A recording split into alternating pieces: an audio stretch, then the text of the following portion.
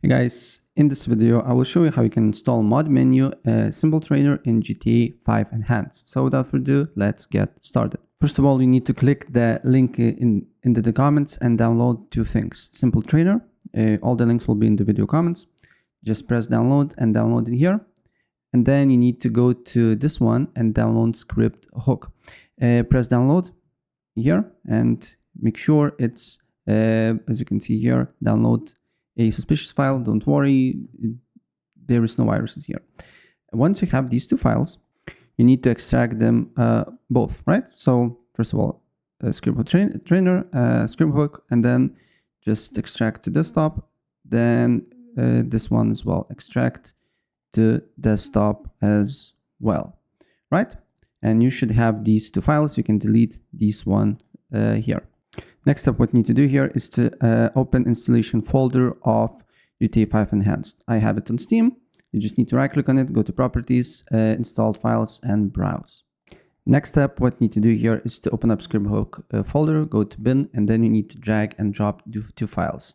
So Xinput and Script Hook 5, and then drag it to your game directory. Next, you can just close Script Hook and open up another file here. And in this, you need to add these two files here, trainer v and trainer v and y and I, right?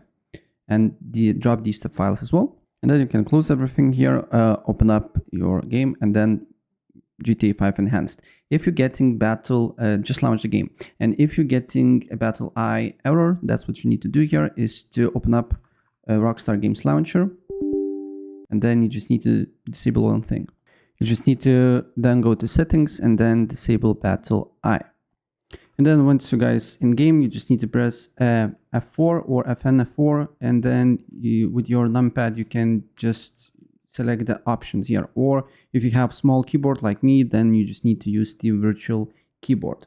And yeah, that's basically it what I wanted to show you. So if I helped you out, please press like, and of course do not play with this mod menu in the online, because probably you will not able to do here as well. And also, if for some reason you cannot play online after you install this mod, so you just need to go to the game files and delete Xinput file, and then just verify game files, and it should work again. So that's pretty much it. If I help you out, please press like.